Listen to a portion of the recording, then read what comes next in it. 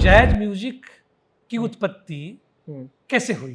तो आप कह सकते हैं कि अमेरिका में जो वो जो अफ्रीका से जो लोग आए थे हाँ वो बाजार उनकी से म्यूजिक हाँ। और वहाँ की म्यूजिक के मिश्रण से बना, हम्म, तो क्या वो स्लेवरी उससे आप जस्टिफाई कर सकते हैं?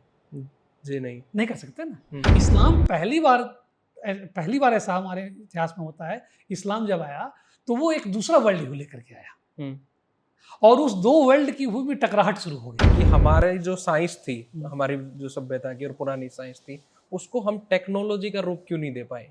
हमारी साइंस को हम आज के ज़माने में और या पिछले ज़माने में कोई भी ऐसी चीज़ नहीं है जिसको हम यूज कर सकते हैं उस साइंस को।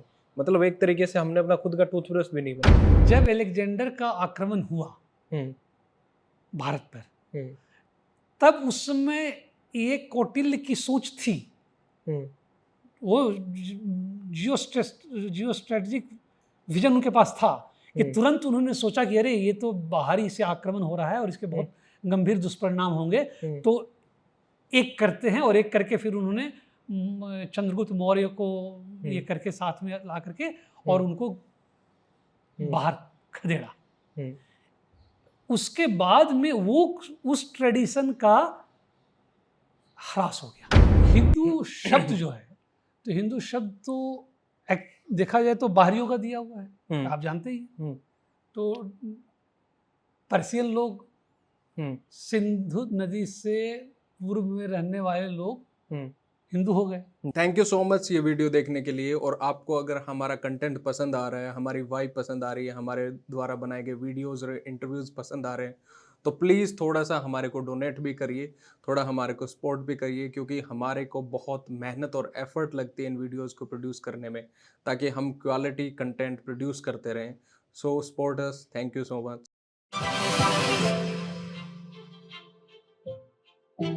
कैसे हो आप लोग?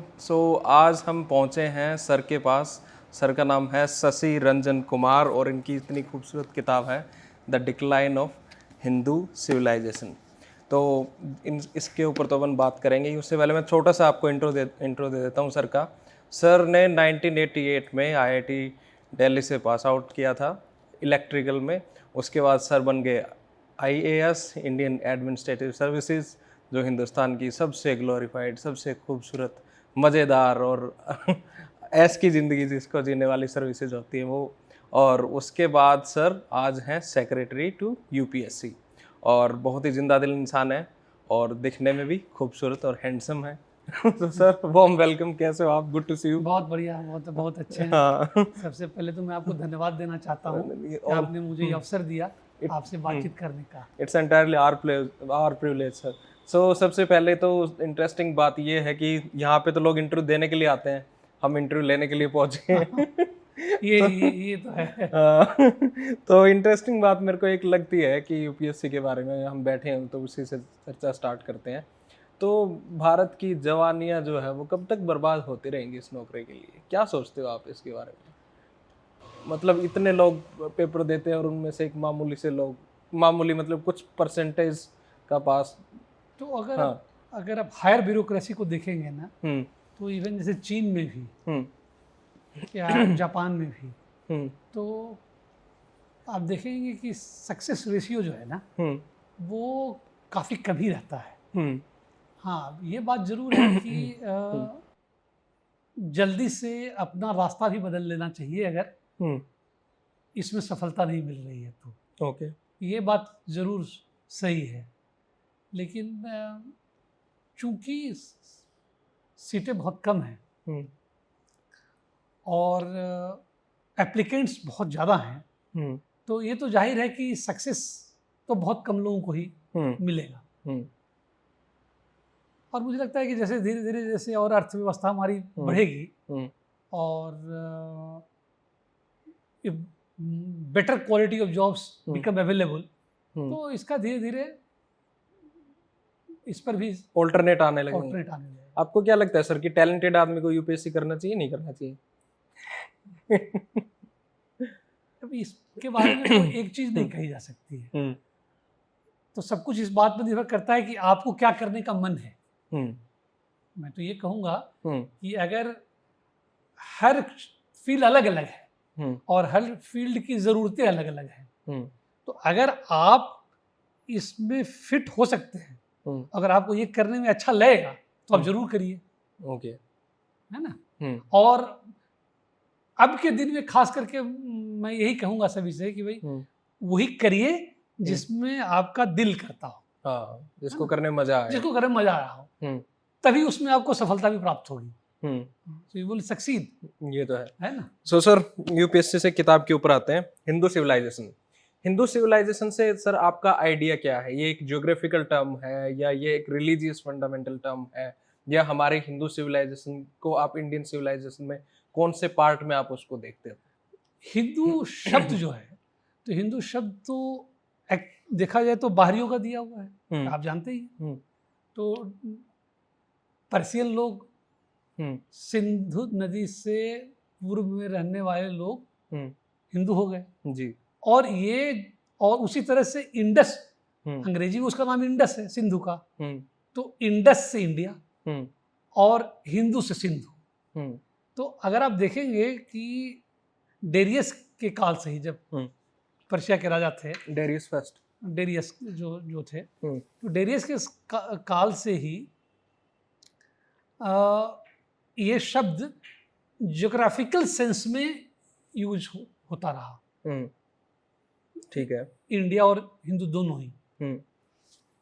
लेकिन 13वीं शताब्दी से जब यहाँ पर इस्लाम का आगमन हुआ, तब जाकर के धीरे धीरे ये शब्द जो इथनो ज्योग्राफिकल सेंस में यूज होता था, वो धीरे धीरे रिलीजियस सेंस में यूज होने लगा। After 13th century, after gradually from 13th century onward, है ना, एक सेंस आने लगा।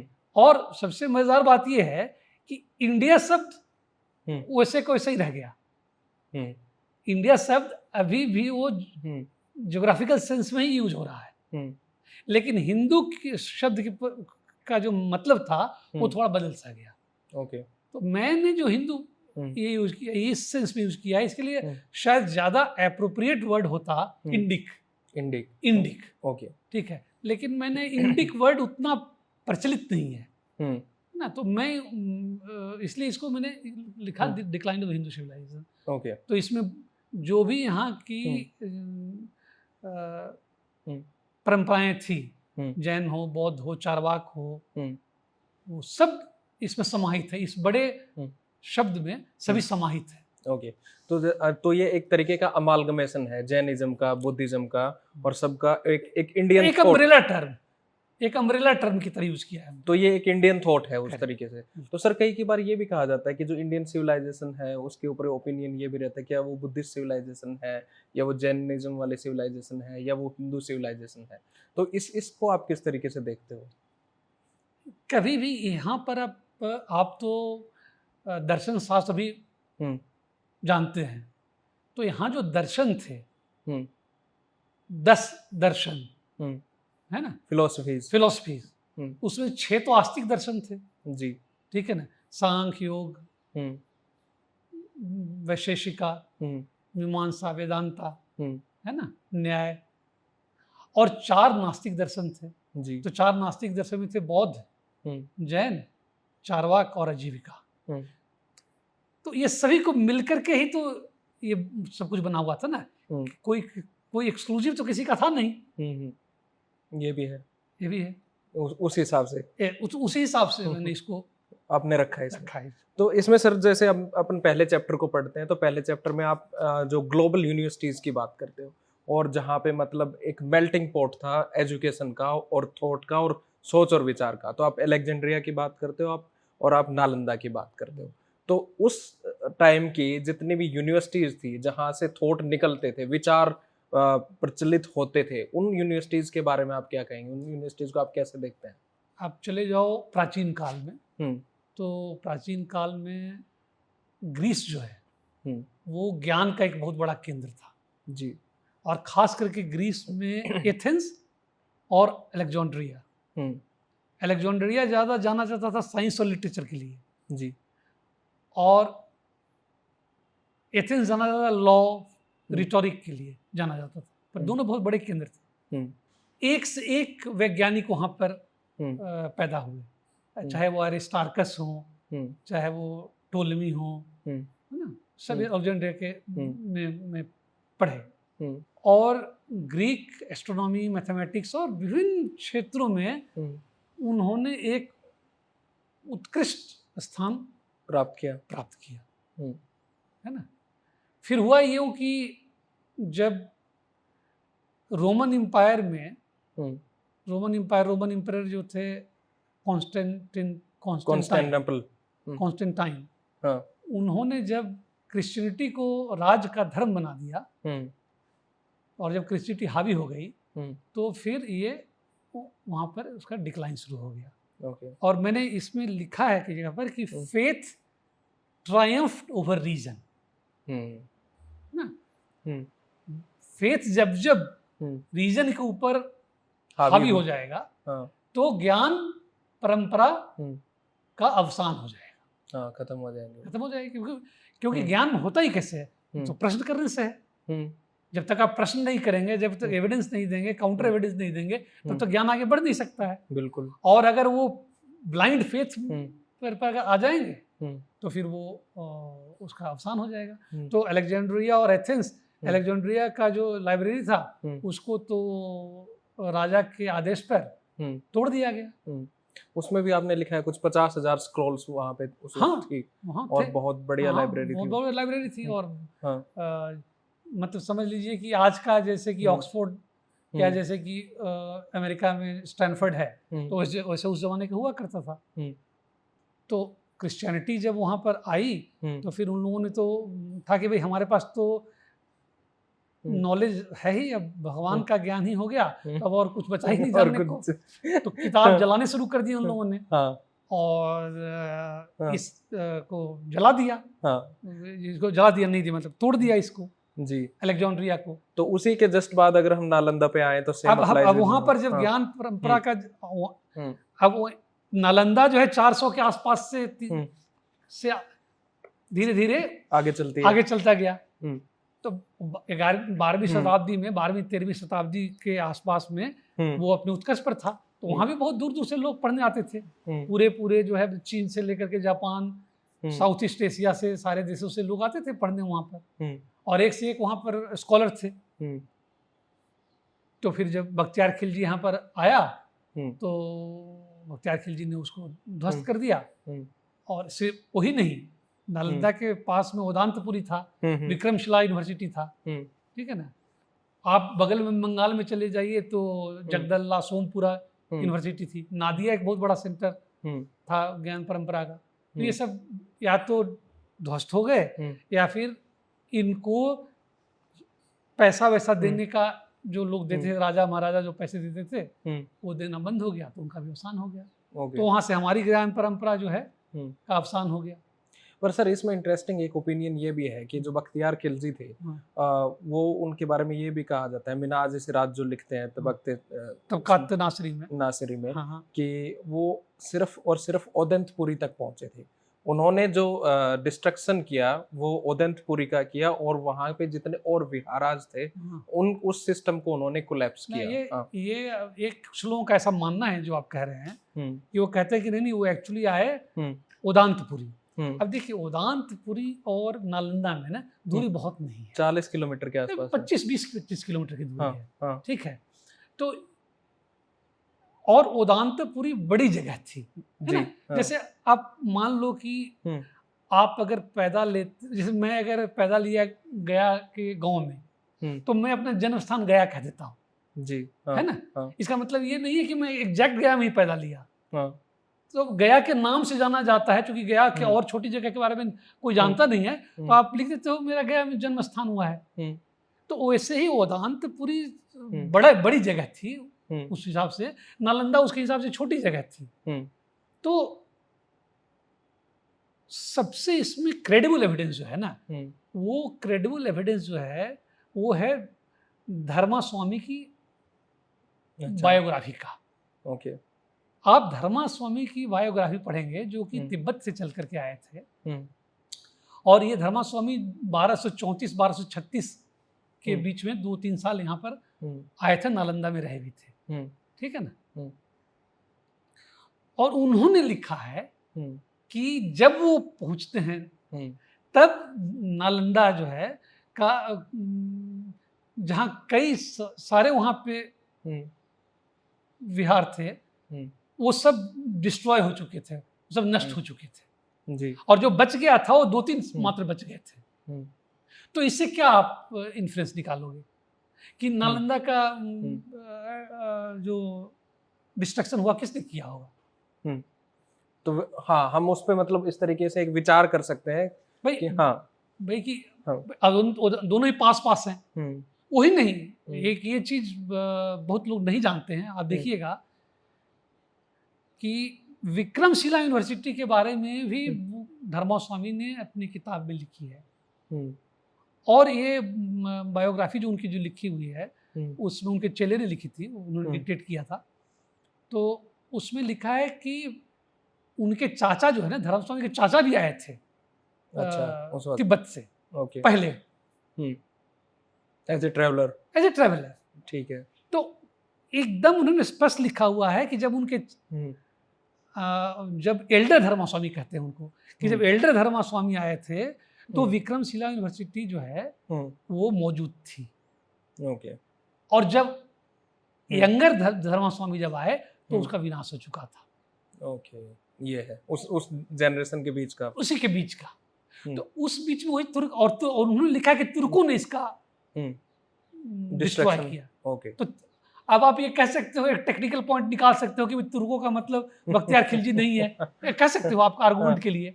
लेकिन एविडेंस तो क्लियर है ना कि भाई अगर तुर्क लोग वहां पे कर रहे हैं तो और सबसे बड़ा कमांडर उस रीजन में बख्तियार खिलजी ही था, तो आखिर उसी ने इसको डिस्ट्रॉय किया होगा। हाँ, मतलब ये एक हम मान सकते हैं उस तरीके की भाई बात। कुछ तो चीजें जो होंगी, कुछ तो आपके पास होंगे जो कि बिल्कुल डायरेक्ट एविडेंस होगा कि मैंने देखा, हाँ, कि इसने ये तोड़ा, इसने तोड़ा, ये डायरेक्ट एविडेंस है कि मैंने इसको तोड़ते हुए देखा। और कुछ आप इन्फ्रेंस उससे निकालते हैं, है ना। तो इन्फ्रेंस से तो आप हमें दिखता तो ये है ना कि सूरज घूम रहा है, ये दिखता है हमको। अगर आप नेकेड आई से अगर देखोगे तो कोई आदमी यही कहेगा कि सूरज जो है पृथ्वी के घूम रहा है, लेकिन है तो नहीं है। तो वो आपने कैसे निकाला? तो इन्फ्रेंस से निकाला ना, वो तो इन्फ्रेंस से निकाला। तो inference is a valid means of knowledge ना। ओके। इन्फ्रेंस तो यही निकलता है कि भाई वो इस रीजन की जितनी भी यूनिवर्सिटी थी, चाहे विक्रमशिला हो या अपना नालंदा हो या उदांतापुरी हो, ये सब का तुर्कों के आक्रमण में ही इनका विनाश हुआ। ओके सर, एक थ्योरी इस पे ये है कि ये रॉयल पैट्रोनेज पे चलती थी ये यूनिवर्सिटीज जो थी, और ये भी कहा जाता है कि भाई पैट्रोनेज धीरे धीरे कम हुआ, वो भी एक वजह था ये कोलैप्स होने का। इस तरीके की बात भी कही जाती है काफ़ी एकेडमिशियन द्वारा। दूसरी बात, जैसे वहाँ की लाइब्रेरी की बात है, तो उस लाइब्रेरी को जैसे आपने इसमें लिखा है धर्मगंज उसको कहते थे, एक 3 लाइब्रेरी थी, रत्न सागर, रत्न रंजक और रत्न उदधि, तीनों रत्न पर आधारित था। और 9 स्टोरी वो इतनी वो बड़ी लाइब्रेरीज थी। तो वो उसमें जब हुआनसांग आते हैं चाइनीज ट्रेवलर, तो वो 550 से ज़्यादा टेक्स्ट वहाँ से लेके जाते हैं, और उसके बाद वहाँ पे मास्टर भी रहते हैं। इसके अलावा वहाँ के मास्टर आर्यभट्टा भी रहे हैं, आर्यभट्टा नहीं, आपका ये नागार्जुना भी रहे हैं। आर्यभट्ट उसके ऐसा कहा जाता है कि आर्यभट्ट उसके वाइस चांसलर थे, अबाउट थे एक जमाने में। नागार्जुना तो स्टूडेंट भी थे और फिर वो मास्टर भी वहां पे रहे। तो उस जो नॉलेज सिस्टम के कोलैप्स की आप बात करते हैं, और इस किताब की आखिरी लाइन आप लिखते हैं कि जब आपका नॉलेज सिस्टम कोलैप्स होता है तब आप आगे नहीं बढ़ते और आप ओपन नहीं होते हो आइडियाज के प्रति।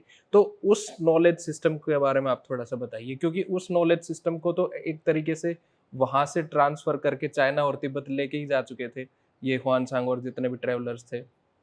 देखिए, एक बात मैं स्पष्ट करना चाहूँगा कि धर्मा स्वामी जो भी मैन्युस्क्रिप्ट ले गए, हुआनसांग तो बहुत मैन्युस्क्रिप्ट लेकर गए थे यहाँ से। और यहाँ पर जब वो आते हैं ना, तो धर्मा स्वामी यहाँ से कुछ मिला नहीं उनको, क्योंकि तब तक यहाँ पे नष्ट हो चुका था। तो जो भी वो मैन्युस्क्रिप्ट लेकर के गए, वो एक्चुअली वो नेपाल से लेकर के गए। अच्छा, वो नेपाल से उनको मिली? वो नेपाल से उनको मिली पांडुलिपियाँ, क्योंकि यहाँ तो थी नहीं, यहाँ तो विनाश हो चुका था। आप क्या कह रहे थे, दूसरा सवाल क्या था? मैं सर ये जो नॉलेज सिस्टम की बात कर रहा था, जो नॉलेज सिस्टम हमारा कोलैप्स हुआ नालंदा के बाद, तो हमारा जो नॉलेज सिस्टम, जो टेक्स्ट वहाँ के जो मेन और पॉपुलर जो टेक्स्ट थे वहाँ, वो तो वहाँ से शिफ्ट हो चुके थे चाइना में। और ये भी माना जाता है कि यूनिवर्सिटी के यहाँ से जलने के बाद, यहाँ से खत्म होने के बाद, वो हमारी जो ये नालंदा यूनिवर्सिटी थी, इसको चाइना में कंटिन्यू किया गया। तो आपने जैसे किताब में लिखा है कि जब नॉलेज सिस्टम कहीं किसी भी जगह के कोलैप्स होता है तो वहाँ से आइडियाज खत्म हो जाते हैं और एक सिविलाइजेशन जो है वो प्रोग्रेस नहीं करती है।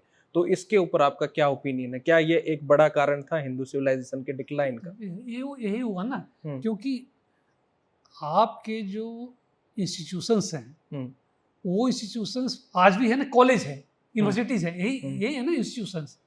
तो पहले क्या थे? पहले ये बिहार जो थे ये यूनिवर्सिटी थे, मठ हुआ करते थे। हाँ जी, हाँ, मठ होते थे। Temple used to be also a great pattern of knowledge, temples. बिल्कुल। और राज दरबार होता था, है ना, kings used to promote learning, और there used to be certain wealthy individuals who used to promote knowledge. जी, यही सब होता था। तो जब आपके हिस्से राज छिन गया, है ना, तो आप उस नॉलेज को पैट्रोनाइज करने के लिए कोई नहीं रहा। ये भी है ना। तो मान लिया कि डिस्ट्रक्शन एक तो हुआ, डायरेक्ट डिस्ट्रक्शन, वो तो डायरेक्ट हो गया, ये आपके तोड़ दिया, ध्वस्त कर दिया गया। दूसरा हो गया इनडायरेक्ट हो गया कि भाई अब जो उनको पोषित करने वाले लोग थे, जो उसको आगे बढ़ाने वाले, जो वहाँ पैसा खर्च करते थे, ठीक है, वो नहीं रहे, वो कोई पैसा देने वाला नहीं रहा, तो वो रुक गया। ओके। तो सर अगर आसान भाषा में बात करें तो जैसे आपने किताब में भी लिखा है, आपको मुख्य 3-4 कारण क्या लगते हैं ये डिक्लाइन होने का हिंदू सिविलाइजेशन? देखिए, प्रॉक्सिमेट रीजन जो है, प्रॉक्सिमेट रीजन तो यही रहा कि भाई हम गुलाम हो गए, है ना, और हम आक्रमणकारी आए बाहर से, और बाहर से आकर के उन्होंने यहाँ पर अपना शासन स्थापित कर लिया। और जब बाहर से आएंगे तो ऑब्वियसली जो बाहर उसकी संस्कृति को आगे बढ़ाएंगे। जी भाई, जब इस्लाम आया तो लोग पर्शियन लैंग्वेज को लेकर के आए, फिर अंग्रेज आ गए तो वो अंग्रेजी पर उन्होंने थोप दी हम पे, है ना।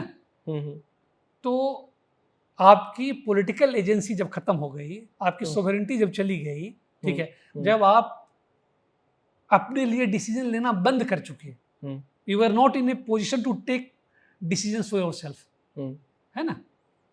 तो ऐसी स्थिति में आपका अवसान शुरू हो गया। लेकिन इस किताब इस बारे में है कि ये तो ठीक है कि आप सत्ता आपकी चली गई, पर मैं इस पर ये जानना, खोज करने की कोशिश की है कि आपकी सत्ता गई क्यों। ओके, ठीक है, व्हाट वाज द रीजन, क्यों आप उनको विदेशियों से हार गए। नंबर 1, हार गए तो कोई बात नहीं है, हार भी गए तो फिर क्यों उनको बाहर क्यों नहीं निकाल सके। हार गए ये तो ठीक है, तो ऐसा होता है कि आप हार गए, लेकिन 50 साल में, 100 साल में, 150 साल में आप उनको दोबारा आप रिवर्ट कर सकते थे, वो भी नहीं हो पाया। और एक लंबा कालखंड जो है वो चलता रहा, जब पहले तुर्क आए, उसके बाद फिर मुगल्स आ गए, और उसके बाद अंग्रेज आ गए, और ये करीब 700 साल का वक्त रहा। फाइनली आप 1947 में जाके आपने आज़ादी प्राप्त की, और you were able to regain your political sovereignty. Okay, so that's the thing. अब पॉलिटिकल सोवरेनिटी जब आपके पास आ गई, तो then you start taking decision for yourself. Okay, फिर हम आगे बढ़ेंगे ना। तो आप देखिए, आप 47 से लेकर के अब तक में कितना परिवर्तन आया देश में। दिन रात का फर्क है, दिन रात का फर्क है ना। तो क्यों हुआ वो? क्योंकि आपने पॉलिटिकल सोवरेनिटी वापस अपने हाथ में ले ली, और आपने अपने लिए डिसीजन लेना शुरू किया। अदरवाइज जो है, foreigners way taking decisions for their own interest, for their own foreign interest. पर सर इसमें एक इंटरेस्टिंग चीज़ है, जैसे आपने, मैं इसको थोड़ा सा लंबा क्वेश्चन है, कई बार ये माना जाता है कि कोई भी जब दूसरी दुनिया या नए शहर में जब पहली बार जो जाते हैं तो वो ट्रैवलर्स जाते हैं, और उसके बाद व्यापारी जाते हैं, और आखिर में सेना जाती है और वो उस पर कब्जा कर लेते हैं। जैसे इसका एग्जाम्पल हम ईरान से स्टार्ट करते हैं, तो अकेमेनिड एम्पायर में सबसे पहले फारस जो शहर था वहाँ पर ग्रीक गए, और फिर अकेमेनिड एम्पायर को ख़त्म किया गया। हमारे यहाँ पे इस्लाम का जो उदय है, इस्लाम एक तरीके से केरला की साइड से आता है, और जो अरब ट्रैवलर जो हुआ करते थे, अरब मर्चेंट्स जो हुआ करते थे, वो यहाँ पे इस्लाम को लेके आते हैं केरल में। हाँ, केरला में।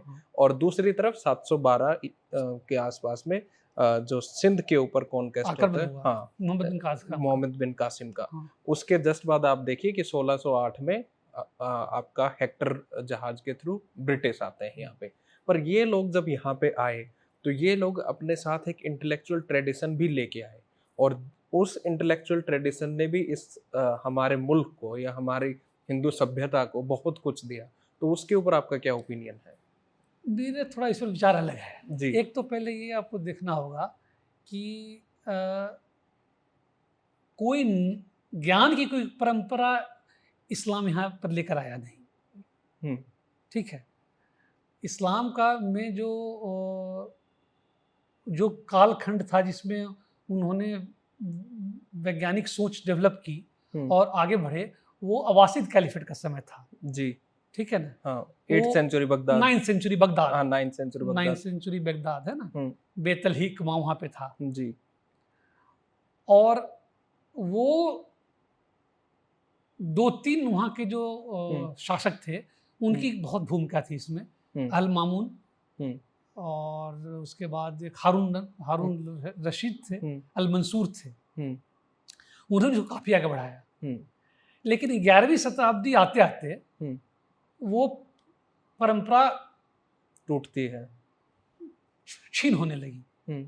और मैंने इस किताब में इमाम गजाली का भी जिक्र किया है, और इमाम गजाली ने एक किताब लिखी फलसफे वाली, हाँ फलसफे वाली, हाँ, इनकोहेरेंस ऑफ फिलोसफर्स, ठीक है ना, तहाफुत अल फलसिफा। तो जो उन्होंने कहा कि कौज और ये सब जो है ना, उन्होंने अपने में एक उदाहरण दिया है कि कोई चीज हम जलाते हैं, ऐसे जलाने से वो जल जाती है, तो इसका मतलब ये नहीं है कि आग एजेंट है उसके जलने का, एजेंट खुदा है। अच्छा, ठीक है। तो एक छोटा सा पीरियड था जिस पीरियड में जो मुतज़िलाइट करके एक पर्टिकुलर सेक्ट है इस्लाम में, जो फेथ और रिलीजन दोनों को मानती थी। ओके, हाँ, कि reason can also be used to investigate faith. Okay, है ना। ठीक तो है। चूंकि वो और वो एरिस्टोटल वगैरह से बहुत प्रभावित थे, हाँ, और ग्रीक की जो फिलॉसफी उससे बहुत प्रभावित थी। तो उन्होंने पूरा ट्रांसलेशन करवाया, पूरा ग्रीक के जितने भी साइंटिफिक टेक्स्ट थे सब अरबी में हुआ, और उससे वहाँ पर एक ज्ञान की परंपरा का बड़ा विकास हुआ। हाँ। लेकिन फिर जो है थोड़े दिन में वो पिटल आउट हो गया, ठीक है ना। फिर वापस उसी पे आ गए कि भाई फेथ, ठीक है, और ये कुफ्र हो गया, मतलब कि ये सब साइंटिफिक एडवांसमेंट और ये सब ये कुफ्र हो गई। तो जब हमारे यहाँ आए तो कोई ऐसी ज्ञान परंपरा लेकर के आया नहीं। आप बता दीजिए कि 12वीं 13वीं शताब्दी में जब आए तो उन्होंने यहाँ कोई यूनिवर्सिटी की स्थापना की, एज एन इन्वेडर वो यहाँ पे थे। ओके, कोई यूनिवर्सिटी बनाई हो, बता दें कि भाई उन्होंने बहुत बड़ी कोई ज्ञान कोई परंपरा यहाँ का विकास किया। बल्कि उल्टा हुआ, जब हमारे यहाँ हमारी ज्ञान परंपरा का जब अवसान हुआ 1200 के आसपास, ये सब नालंदा और विक्रमशिला और ये सब धीरे धीरे और फिर पूरा देश में एक्चुअली जहाँ जहाँ हुआ आपका सारा जो छिन्न भिन्न हो गया। वही पीरियड में फिर से यूरोप का ग्राफ फिर से ऊपर जाने लगा उस पीरियड में। ओके, 1200 के आसपास ऑक्सफोर्ड और बोलोनिया और कैम्ब्रिज और ये सब यूनिवर्सिटी जो है यूरोप में बननी शुरू हो गई। और वहाँ पर एक बहुत फेमस है थॉमस एक्विनास, उनका जिक्र मैंने यहाँ पे किया है। और थॉमस एक्विनास फिर क्रिश्चियनिटी में रिफॉर्म उन्होंने शुरू कर दिया कि उन्होंने पहली बार कि God is both light of faith and light of reason. Okay, पर गॉड को उन्होंने रखा लेकिन कहा कि गॉड दोनों है, गॉड दोनों के लाइट है। He is also light of faith and he is also light of reason. So you should use reason to investigate faith. Okay. और फिर वो एक इसकी जो उन्होंने परंपरा डाली उसको स्कॉलेस्टिसिज्म कहा जाता है, जो कि यूरोप की यूनिवर्सिटी में उसको स्टैंडर्डाइज हमारी जो शास्त्रार्थ की परंपरा थी ना, उसी के पैरेलल परंपरा थी। मौखिक नहीं, शास्त्रार्थ मतलब कि अच्छा डिबेट ओके, डिबेट की जो परंपरा थी कि पहले भाई आप है ना अपने अपोनेंट का पक्ष रखेंगे कि ये कहना चाहते हैं, पहले उसको समझेंगे कि हमारे अपोनेंट क्या क्या कह रहे हैं, फिर आप जो है अपनी बात रखेंगे और फिर आप उसको रीजन से उसको काटेंगे। हाँ ठीक है। तो इसी से मिलती जुलती परंपरा जो है यूरोप की यूनिवर्सिटी में शुरुआत होती है थॉमस एक्विनास के बाद। उसको स्कॉलस्टिसिज्म कहते हैं, ठीक है। उसको उन्होंने स्टैंडर्डाइज कर दिया, फॉर्मलाइज कर दिया और इंस्टीट्यूशनलाइज कर दिया। तो पहली बार ये हुआ क्रिश्चियनिटी के अंदर में रिफॉर्म आया कि भाई नहीं, reason can be used to investigate faith itself. और वो जो dark age, so called dark age जिसको कहा जाता है, तो वहां पर जब मतलब इसकी जब पुनर्जागरण की ओर जब बढ़ रहे थे तो आप का ग्राफ जो है नीचे की ओर जा रहा था। अच्छा, पर इसमें सर तो अब जब अंग्रेज जब तक आए तब तक तो आपके बीच में मतलब फासला बहुत बढ़ चुका था। पर इसमें जो अगर अंग्रेजों के इनके बीच में अगर हम मुगल पीरियड की बात करें तो उस मुगल पीरियड में एक तरीके से देखें तो एक एडमिनिस्ट्रेटिव रिफॉर्म्स होते हैं, जमींदारी, मनसबदारी, ये सारी चीज़ें। हिस्ट्री राइटिंग जो है वो एक नए सिरे से लिखने और एक प्रॉपर कॉन्टेक्स्ट हिस्ट्री राइटिंग को मिलता है। वहाँ पे आर्किटेक्चर का वो भी आता है, आर्ट का भी वो होता है, म्यूजिक का भी एक तरीके से डेवलपमेंट हो रहा है। तो उस पीरियड को आप किस तरीके से देखते हैं? देखिए, एक चीज़ मैं आपको बताना चाहता हूँ कि आप किसी इंडिविजुअल को, किसी ऑर्गेनाइजेशन को या किसी स्टेट को किस बात बेसिस पे इवैल्यूएट करेंगे? भाई, कोलेटरल बेनिफिट हर चीज़ का होता है। ओके। जैसे कोलेटरल डैमेज होता है ना, तो there are unintended positive consequences of every action. Okay, है ना। हम आपको आपके अनइंटेंडेड पॉजिटिव कंसिक्वेंसेज पर आपको इवैल्यूएट नहीं करेंगे। आपका इवैल्यूएशन आपके इंटेंडेड कंसिक्वेंसेज पर होना चाहिए कि आप क्या करना चाहते थे। ओके, तो वो जस्टिफिकेशन है उस रूल का। हाँ, वो तो ये तो अजीब है, जो सिर्फ हिंदुस्तानी ही हम लोग ऐसी बातें करते हैं, दुनिया में ऐसी कोई बात नहीं करता है। अब क्या जैज म्यूजिक की उत्पत्ति कैसे हुई? तो आप कह सकते हैं कि अमेरिका में जो वो जो अफ्रीका से जो लोग आए थे, वो उनकी म्यूजिक और वहाँ की म्यूजिक के मिश्रण से बना। तो क्या वो स्लेवरी उससे आप जस्टिफाई कर सकते हैं? जी नहीं कर सकते ना। तो अनइंटेंडेड पॉजिटिव कंसिक्वेंसेस से किसी चीज को जस्टिफाई नहीं किया जा सकता है। ये सब जो चीजें आप बता रहे हैं ना कि जो हो गई, ये सब अनइंटेंडेड थी। वो इसलिए ये उनका पर्पस नहीं था, ये अपने आप हो गई। ओके सर, आपने एक इंटरेस्टिंग बात इसमें औरंगजेब को कंपेयर किया है पीटर्सबर्ग से। हाँ, पीटर द ग्रेट से किया है। हाँ, पीटर द ग्रेट से। आप लिखते हैं कि औरंगजेब उस टाइम पे यहाँ पे कुछ और कर रहे थे। वहाँ पे रसिया में पीटर जो थे वो Peter the Great Saint Petersburg बना है। बिल्कुल। और वहाँ पे बहुत साइंटिफिक चीजें और बड़े न्यू डेवलपमेंट्स। बिल्कुल। पर इन्हीं न्यू डेवलपमेंट्स को अगर आप देखिए तो ब्रिटिश टाइम के साथ भी अब वो रीजन भी हो सकता है उसका, वो एक ओपिनियन भी हो सकता है जो आपने बताया। पर एक चीज ये भी है कि जब ब्रिटिश आए तो उनका जो एजुकेशन सिस्टम आया तो वो तो कहीं ना कहीं हमारे को फायदा हुआ है। और इंडियन एडमिनिस्ट्रेटिव सर्विसेज, वो बिल्कुल फायदा हुआ। फिर वो अनइंटेंडेड पॉजिटिव कंसिक्वेंसेस था। ठीक है भाई, वो रेल का फायदा हमको भी मिला। ये तो हम इनकार नहीं कर सकते। टेलीग्राम का मिला, हर चीज का मिला, वो तो होगा ही। और लेकिन जो ऐसा तो नहीं था ना कि अगर ऐसा तो नहीं था कि विदेशी अगर अंग्रेज नहीं आते तो क्या रेल नहीं बनती। और इस पर बहुत अच्छी किताब लिखी है शशि थरूर साहब ने। पूरा उन्होंने इस रेल पर पूरा वो अपनी किताब में जिक्र किया है, एन एरा ऑफ डार्कनेस में, कि किस तरह से वो रेल लाइनें। हाँ, मैंने पढ़ा है पूरी रेलवे के ऊपर ही मैंने किताब पढ़ी है ना। कि वो मतलब ब्रिटिश कैपिटलिज्म को प्रमोट करने के लिए वहाँ के जो पूंजीपति थे, हाँ, अपने रूल को डेवलप करने के लिए, वो तो एक बात हुई। रूल को डेवलप करने के लिए वो तो एक बात हो गई। दूसरी बात ये है कि जिस तरह का, जैसे आज आप बिजनेसमैन हो तो आज आप एक रिस्क लेते हो ना कि भाई मैं ये प्रोजेक्ट करूंगा तो मेरे पास रिस्क भी है, गेन भी है, मेरे पास लॉस भी है।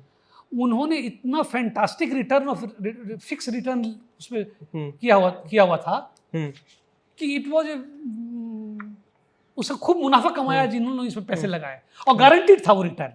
हाँ, वो गारंटीड रिटर्न था। वो भुगतान कौन किसने किया उसका भुगतान किया मतलब भारतवासियों ने। हाँ, वो यहीं से गया, और यहीं के पैसे से गया ना।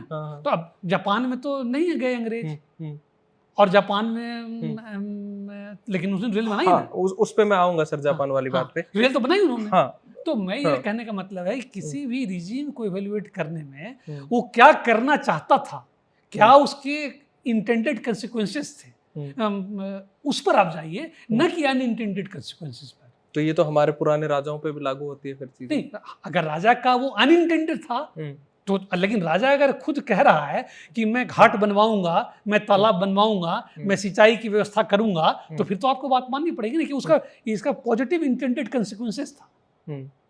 पर अल्टीमेटली उसका प्रायोरिटी तो रूल ही है। हाँ, प्रायोरिटी रूल का था, प्रायोरिटी उसकी रूल की थी। लेकिन खैर भाई, मैं दो तरह से कर सकता है ना। एक तो ये है कि मैं अपने लिए जैसे कि ताजमहल बनवाया, तो ताजमहल कोई पब्लिक पर्पस तो सर्व करता नहीं था। ठीक है, वो प्यार मोहब्बत में कुछ तो बनने देता। मैं उसी बात नहीं कर रहा हूँ। आप अपना टूम बनवा लिए, ठीक है ना, आप अपने प्लेजर के लिए प्लेजर गार्डन बनवाया।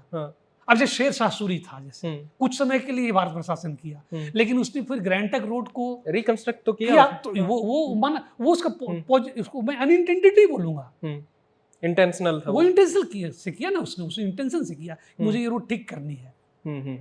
पर सर, इसमें अगर हम सेल्डन पोलॉक का आप जिक्र करते हो किताब में, और डेथ ऑफ संस्कृत आप उसमें लिखते हो, पर जो एजुकेशन सिस्टम जो ब्रिटिश अंग्रेजी का जो एजुकेशन सिस्टम लेके आए, उसको तो आप थोड़ा बहुत क्रेडिट तो दोगे हमारे डेवलपमेंट में, या उसको आप एक तरीके से ये मानोगे कि वो डेथ ऑफ संस्कृत और संस्कृत वैल्यूज और जो हमारी वैल्यूज को के ऊपर एक तरीके से। नहीं, देखिए, मैं हर दुनिया में ये दुनिया में हर चीज यही कहीं भी अच्छा हो रहा हो उससे सीखना चाहिए।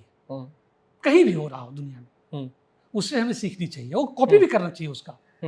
ये बहुत अच्छी बात है। गांधी जी ने भी ये कहा था कि अपनी खिड़की खुले रहने चाहिए। हाँ, दिमाग की खिड़की खुली रहनी चाहिए, हवा आने दो। लेकिन इस दोनों आप फर्क जरा कीजिए इस दोनों के बीच में, कि उसके लिए हम किसी के गुलाम होने की जरूरत नहीं है। आज हम चैट जीपीटी का यूज कर रहे हैं कि नहीं कर रहे हैं? जी, कर रहे हैं। मोबाइल फोन कोई इंडियन टेक्नोलॉजी तो है नहीं, हम इसका यूज कर रहे हैं। हमने इसे स्वेच्छा से मोबाइल फोन को यूज कर रहे हैं, हमने इसको अपनाया है ना। बिल्कुल बिल्कुल अपनाया है। लेकिन इसके लिए हमें अमेरिका का गुलाम होने की जरूरत नहीं है ना। तो हम उसको इस तरह से क्यों देखें कि मतलब ये तो जो चीजें कह रहे हैं कि ब्रिटिश लाए, वो तो यहाँ हमारे ऊपर शासन न करते तो भी हम ला सकते थे उसको। ओके, तो वो पॉसिबल हो सकता था। आप मेरा आर्गुमेंट, मैं ये कहना चाह रहा हूँ। मैं समझ गया। हाँ, है ना। अब ये तो ये अलग बात हो गई कि कल के दिन मतलब अगर चीन आपके ऊपर शासन करना शुरू कर दे तो कुछ नई चीज वहां से भी आ जाएगी, तो क्या वो तो फिर वो तो मतलब ही नहीं रहा ना उस बात का। मतलब ही नहीं ना, वो तो नहीं रहा ना, किसी भी तरीके से जस्टिफाइड नहीं। तो मेरा ये कहना है कि वो आप बिना गुलाम हुए भी आप दूसरों से की अच्छी चीजें ले सकते हैं, उसके लिए गुलाम होना जरूरी नहीं है। तो हमने फिर पिछले 5000 साल में वो ली क्यों नहीं, जो आपने किताब में बड़ा अच्छे से लिखा है कि हम लोगों ने अपने आप को रेस्ट्रिक्ट करके क्यों रखा, हम लोग बाहर क्यों नहीं गए। आपने विडू दादा वीएस नॉयपॉल का भी उसमें जिक्र किया है कि उन्होंने गांधी के बारे में लिखा। हमने लिखा, और अभी जो लेटेस्ट जो डेल डिम्पल साहब की किताब आई है, द गोल्डन रोड, वो पूरी एंशिएंट है ना। तो भाई हमारी चीज, हम तो इंटेलेक्चुअल, हमारा इंटेलेक्चुअल अटेनमेंट तो बहुत था, हमारे यहाँ से चीजें बहुत गई भी, एस्ट्रोनॉमी हो, मैथमेटिक्स हो, बहुत चीजें गई। हमारी कमजोरी ये रही कि हमारे पास स्ट्रेटेजिक विजन नहीं था। एक जियो स्ट्रेटेजिक विजन जो होता है ना, वो हमारे पास नहीं था। हम कभी ये दूसरों के बारे में जानने की कोशिश नहीं करते थे। देखिए, world is always in fluid, nothing in this world is static, everything is dynamic, ever changing. इस मोमेंट आप मुझसे बात कर रहे हैं and hundreds and thousands of your cells are dying. जी. You are not the same person now when you began talking to me. है ना। तो ये सृष्टि का नियम है, डायनामिज्म बदलता रहता है। अब उसमें हुआ ये कि हम तो उनके बारे में इंटरेस्टेड नहीं थे, और हम न किसी के ऊपर कब्जा जताना चाहते थे। शायद मैंने लिखा है, शायद ये रीजन रहा हो कि हमारे एक ज्योग्राफी ऐसी थी कि काफी सिक्योर ज्योग्राफी थी। 3 तरफ से समुद्र है, एक तरफ से हिमालय पर्वत है, पश्चिम में थोड़े बहुत पासेज हैं जिससे लोग घुसते हैं, और यहाँ पर उस जमाने के हिसाब से खाने पीने की, सिंचाई की व्यवस्था थी, तो सबका काम वाम अच्छा से चल रहा होगा। और आसपास में जो जगह थी वो कठिन जगह थी, वहां जाके आप क्या करते? जहाँ कुछ हो तब तो जाके आप लूटपाट मचा करके कुछ कब्जा करोगे। तो शायद ये लोगों ने सोचा हो कि तो है ही नहीं कुछ, तो हम जा करके दूसरी जगह में करेंगे क्या, जो भी रीजन रहा हो। हाँ, मतलब जो भी हो, और हमारा सोशल रीजन भी हो सकता है, सोशल रीजन कुछ भी, हम समुद्र पार बहुत सारे रीजन हो सकते हैं, रीजन करना आप नहीं लेकिन आपके जो आप विश्व इतिहास को देखोगे तो बाउंड्रीज तो हमेशा बदल रही हैं। राजा लड़ रहे हैं, बाउंड्री बदल रही है, कभी आज इसके यहाँ कल उसके यहाँ। तो बाहर वाले लोग तो कोशिश करेंगे, और वो कोशिश करने में आपके बारे में जानने की कोशिश कर रहे हैं, वहाँ आ रहे हैं आपके यहाँ, आकर के जान रहे हैं यहाँ के लोगों के बारे में, आपको फिगर आउट कर रहे हैं। ठीक है, एक्सप्लोर कर रहे हैं, एक्सप्लोर का आपको फिगर आउट कर ले रहे हैं कि इसकी इससे बनती नहीं है, ठीक है, या इसके बीच में डिवीजन है, let us exploit this division, then we can rule over them. उस हिसाब से आप जो है मतलब नहीं जा रहे हो बाहर। ये भी है। तो पर सर इसमें इंटरेस्टिंगली मेरे को 2-3 चीजें याद आती हैं जो किताब से ही है। एक तो ये चीज है कि हमारे जो साइंस थी, हमारी जो सभ्यता की और पुरानी साइंस थी, उसको हम टेक्नोलॉजी का रूप क्यों नहीं दे पाए? हमारी साइंस को हम आज के ज़माने में और या पिछले ज़माने में कोई भी ऐसी चीज़ नहीं है जिसको हम यूज कर सकते हैं उस साइंस को। मतलब एक तरीके से हमने अपना खुद का टूथब्रश भी नहीं बनाया। जैसे आप अभी फ़ोन बता रहे थे, तो फ़ोन उन्होंने तो अपनी साइंस को डेवलप करके टेक्नोलॉजी के रूप में एक आम जनसाधारण उसको इस्तेमाल कर सकता है। हाँ, तो वो कैसे नहीं हुआ? ये सब जो है ये सब जो है इंडस्ट्रियल रिवोल्यूशन की देन है ना। जब औद्योगिक, तो वो हम इंडस्ट्रियल रेवोल्यूशन पहले क्यों नहीं कर पाए जब हमारे पास साइंस थी? देखिए, हम आपके पास जब साइंस था भी तो उस समय जो टेक्नोलॉजी संभव हो सकती थी वो वहाँ पे थी, लेकिन आप ये समझिए कि जब हमारे यहाँ जो साइंस का जो डेवलपमेंट हुआ था, जितना डेवलपमेंट हुआ, वो सब जमाना था जब कोई प्रिंटिंग प्रेस नहीं थी, है ना।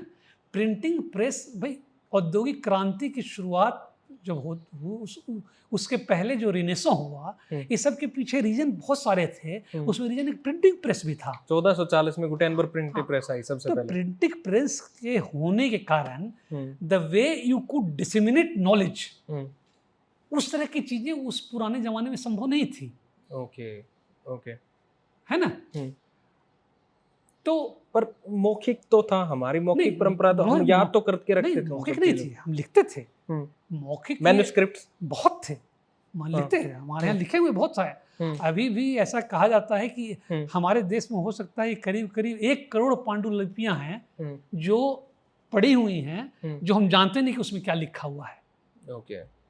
तो हम लिखने में कोई ऐसी हमारी कमी नहीं थी, हम लिखते थे।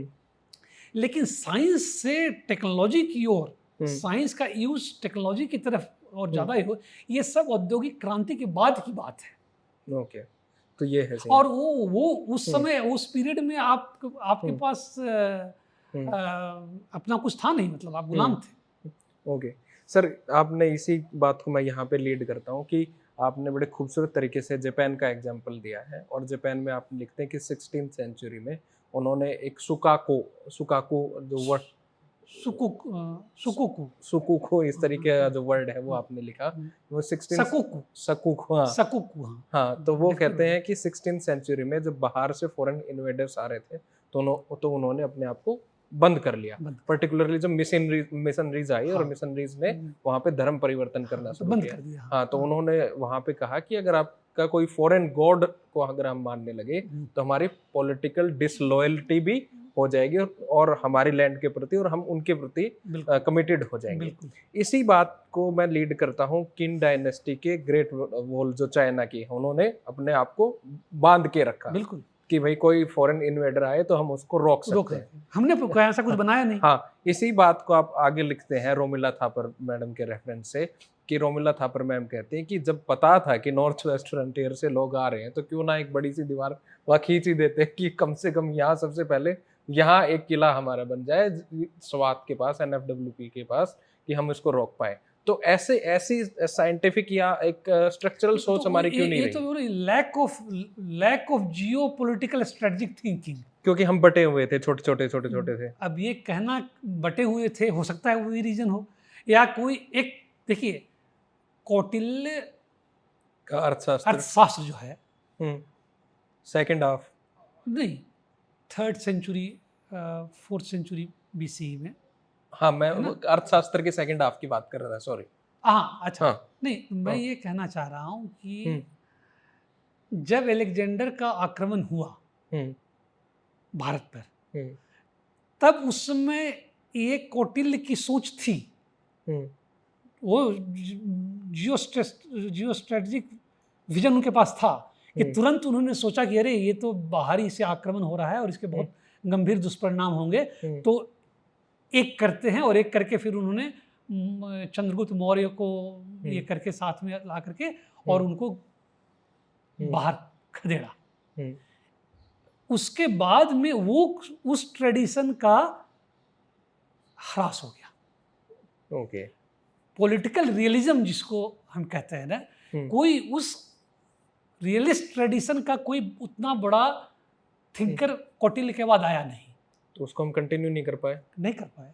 तो मैंने लिखा भी है इसमें यहाँ पर, फिर अगर आप देखेंगे कि 3rd, 4th, 5th सेंचुरी में कौटिल्य का अर्थशास्त्र बहुत ही लोकप्रिय ग्रंथ था, और खास करके उत्तर भारत में, नॉर्थ इंडिया, वेरी पॉपुलर, ठीक है। But you will find that in post Gupta period it has its popularity declined very rapidly.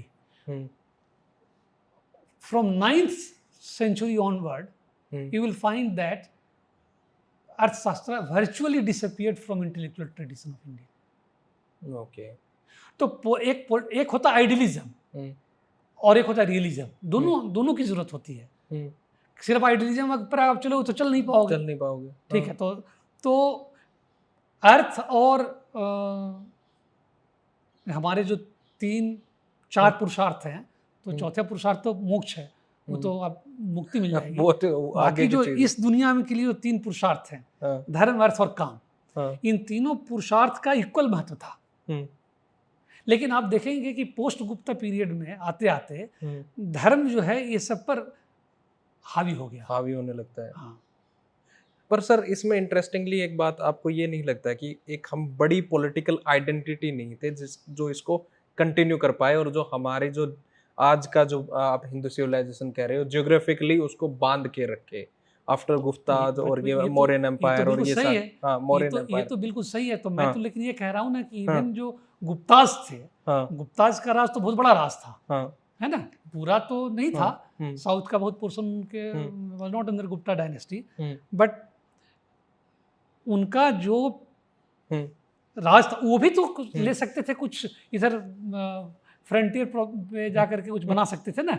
उनका तो यूनिटी उस समय तो थी, उस समय तो उनका राज काफी बड़ा था, राज था। उससे उनका तो फ्रंटियर से आगे तक था, तो बना सकते थे ना वहाँ पे एक ग्रेट वॉल तो बना सकते थे, इन्होंने नहीं बनाया। तो क्या सोच इससे बारे में कि हम अनुमान ही लगा सकते हैं कि शायद basic defence would and could था ही नहीं वो, यही कह सकते हैं। एक सर आप 3 लोगों को इसमें कंपेयर करते हो, कौटिल्य को करते हो, अरिस्टोटल को करते हो, और एक वो चाइनीज जो है श्यांग व्यांग या शांगयांग, इनकी फिलोसफीज को आप कंपेयर करते हो। तो इनकी तीनों की आप प्लीज थोड़ा सा एलाबरेट करेंगे, इनकी क्या फिलोसफीज है? तो देखिए, जो एरिस्टोटल की पॉलिटिक्स है उसमें तो वो कई तरह की गवर्नमेंट की बात करता है ना, मोनार्की की बात करता है, ओलिगार्की की बात करता है, ठीक है ना, पॉलिटी की बात करता है, वो rule of one, rule of a few, rule of many, ठीक है ना, ऐसे वो डिस्टिंग्विश करता है। एरिस्टोटल डिस्टिंग्विश करते हैं, rule of one person is monarchy, rule of a few person is oligarchy, है ना, और अरिस्टोक्रेसी,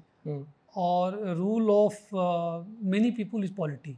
और फिर वो एक और तरह से क्लासिफिकेशन करता है कि वो अपने इंटरेस्ट में काम कर रहा है कि जनता के इंटरेस्ट में काम कर रहा है। तो इस तरह से उसने 6 तरह के कॉन्स्टिट्यूशन का जिक्र किया है, और उसका डेमोक्रेसी पर बहुत जोर है।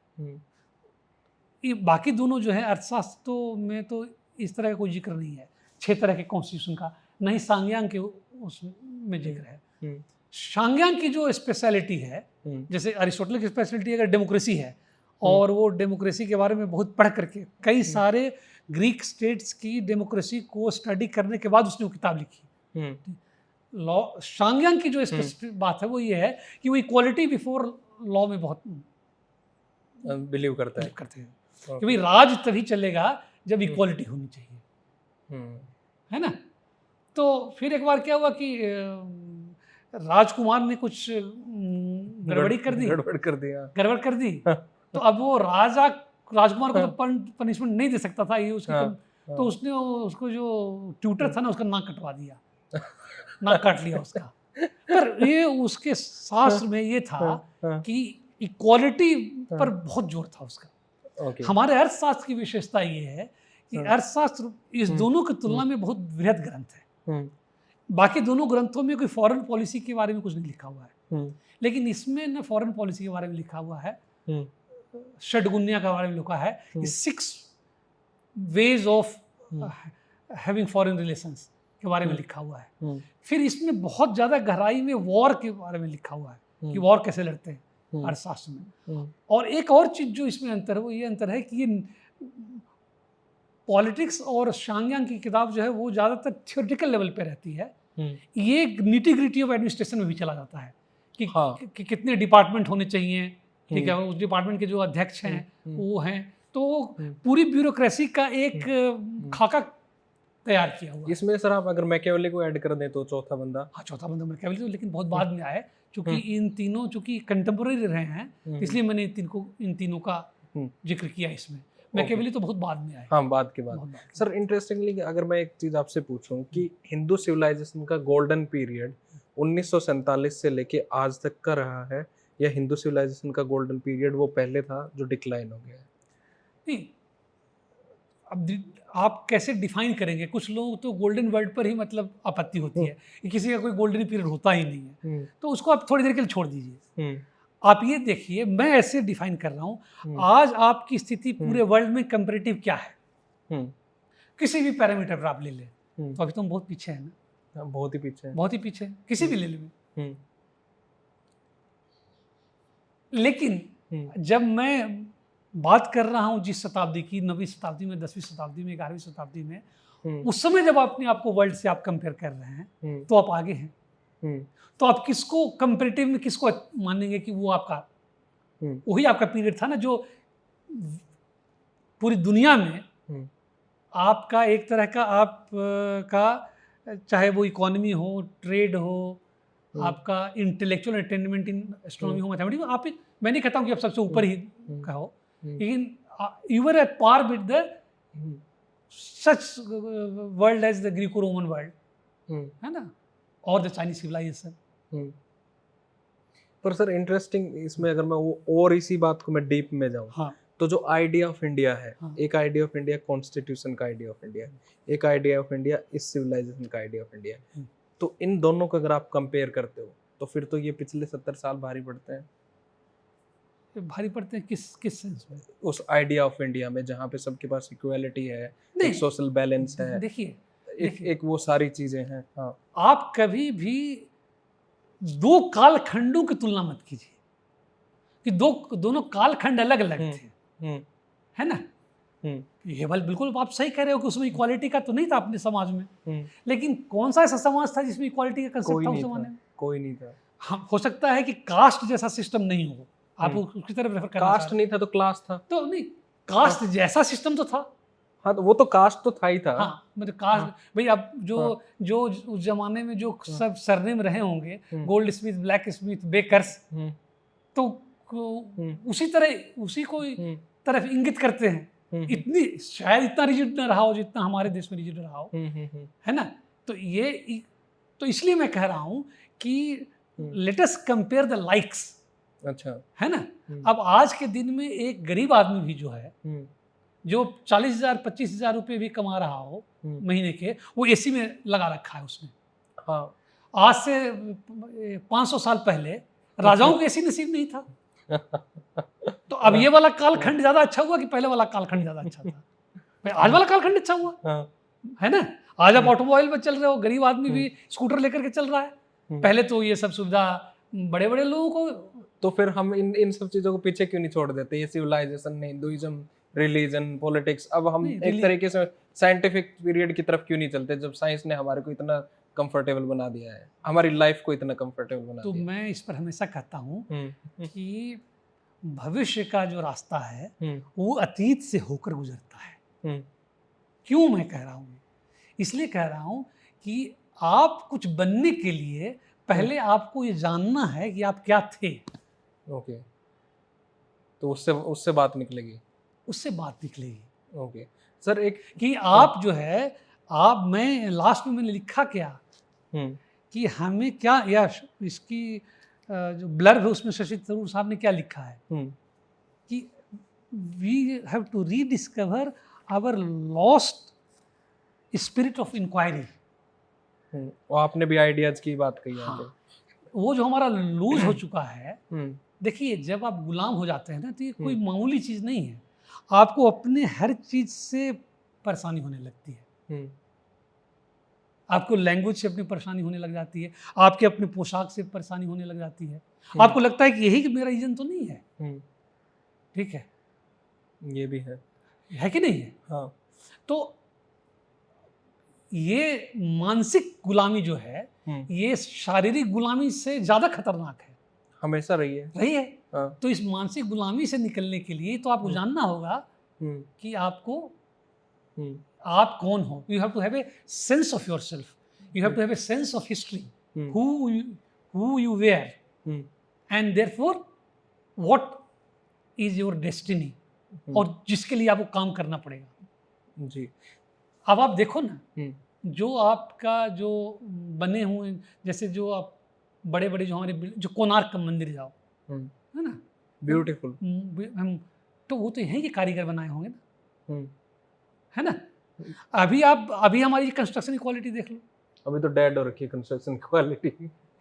आज के आर्किटेक्चर तो खत्म नहीं हो रखा है। मतलब जो है कि कोई घर में स्विच लगा हुआ अगर हो, तो स्विच जो है आड़ा तिरछा हो जाएगा, पूरी तरह से सीधा नहीं होगा।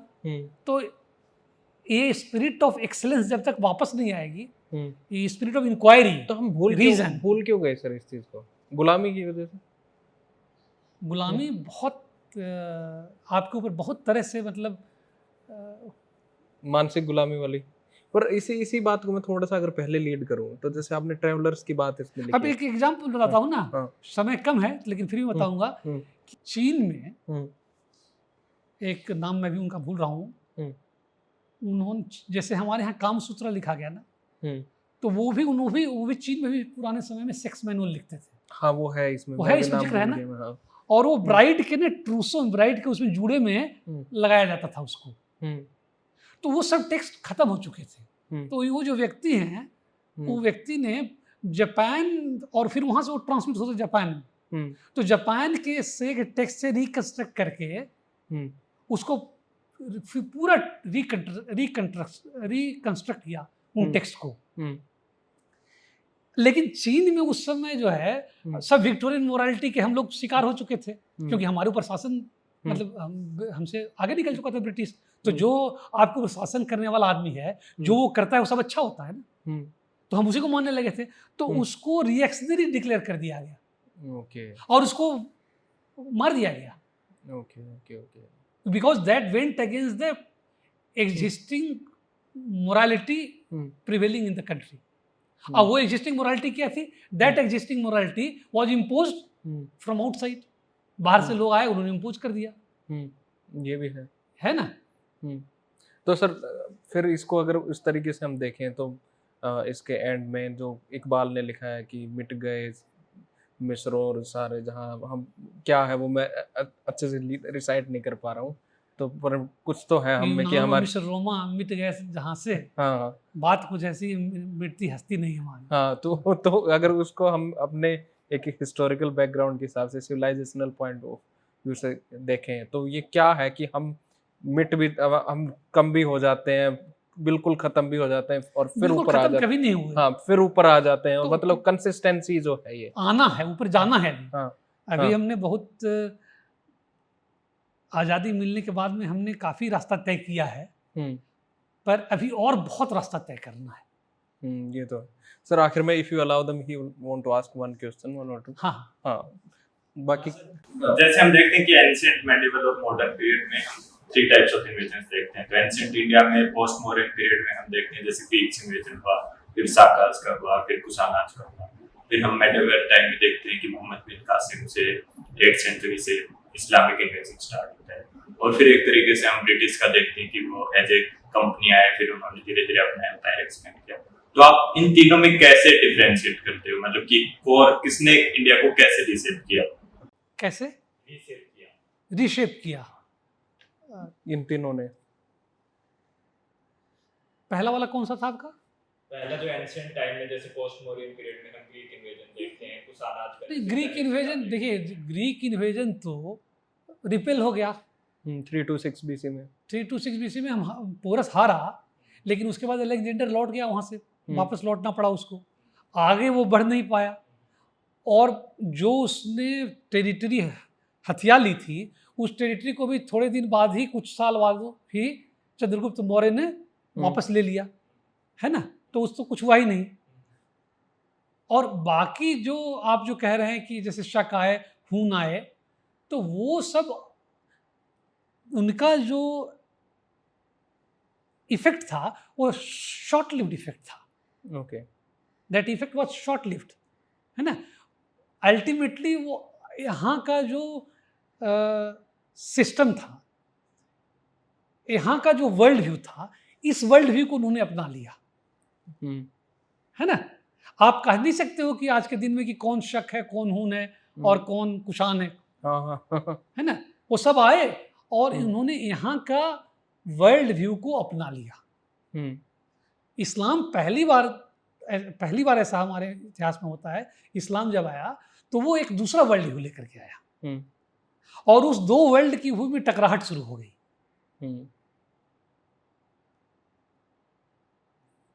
और उसके बाद जो ब्रिटिश आए, तो ब्रिटिश तो फिर उन्होंने पूरा उसको, उनका मॉडल ही बिल्कुल अलग था, जो कोलोनियलिज्म को लेकर के आए।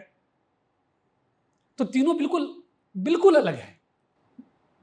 ओके। और सर एक जैसे, मतलब हम देखते हैं डिक्लाइन ऑफ हिंदू सिविलाइजेशन, जैसे आपने पूछ किया, तो एक जैसे कास्ट बेस्ड डिस्क्रिमिनेशन देखते हैं हम, एक ऑर्थोडॉक्सी देखते हैं रिलीजन में, पर्टिकुलरली मेडिवल एज में, उससे पहले थोड़ी बहुत एंशिएंट में भी। और एक हम ये देखते हैं कि internal conflicts between the Kings, जैसे 1191 में बैटल ऑफ द राइन में हम देखते हैं कि पृथ्वीराज चौहान और जयचंद की कॉन्फ्लिक्ट की वजह से मोहम्मद घोरी जीते। तो इन तीनों को आप कैसे देखते हैं decline of Hindu civilization? Political unity पर मैंने खूब इस पे लिखा है, और मुझे नहीं लगता है कि कितने भी यूनाइट हो जाते, तो जिस तरह से हम लड़ाई लड़ रहे थे, हम जीतते उनसे, मोहम्मद घोरी से, है ना। आप नंबर बढ़ा लो अपनी, नंबर तो हम हमेशा, जब भी हमारा मुकाबला बाहरियों से हुआ, तो अधिकतर समय, most of the time if not all, our number was always greater than foreigners. Ibrahim Lodi की सेना 1 लाख, बाबर की सेना 12,000, ठीक है। तो आप और मिला लो लोगों को, लेकिन अगर मोड ऑफ वॉरफेयर अगर आपका वही अगर रहता, जिस तरह से आप लड़ते हो इन प्रेडिक्टेबल मैनर, तो आप कितना भी सेना इकट्ठा कर लेते, मुझे नहीं लगता है कि परिणाम में कुछ। और एक सर, इन इन्वेडर्स को बुलाया भी तो हम लोगों ने ही था। बुलाओ ना बुलाओ, मेरा उस पर मैं जाना ही नहीं चाहता हूँ। मैं तो इसमें कि आप लड़ कैसे रहे हो। हाँ, ये देखिए, ये भी, इसको भी मैंने डिस्प्ले करने की कोशिश की है मिथ की, कि कास्ट के कारण हम हार गए। कास्ट में बहुत सारी बुराइयां हैं, और उसको क्रिटिसाइज करने के लिए खूब आप करिए, और खूब उपलब्ध है रीजन उसको करने के लिए, लेकिन उसके लिए रीजन इन्वेंट करने की जरूरत नहीं है, है ना। आप ये देखो कि आप हारे कैसे।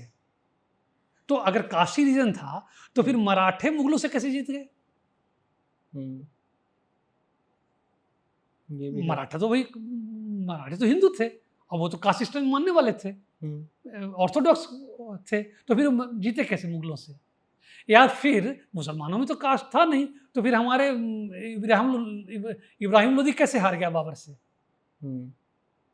तो ये समझने की कोशिश, मैंने नया पर्सपेक्टिव देने की कोशिश की है कि रीजन कुछ और था आपके हारने का, और आप लड़ाई लड़ते थे एक सुनियोजित तरीके से, प्रिडिक्टेबल फैशन में लड़ते थे, और वो समझ जाता था, वो डिसेप्टिव तरीके से लड़ाई लड़ता था, बाहर के से जो लोग आते थे, और स्ट्रेटजिक मोबिलिटी, ये बहुत इंपॉर्टेंट है।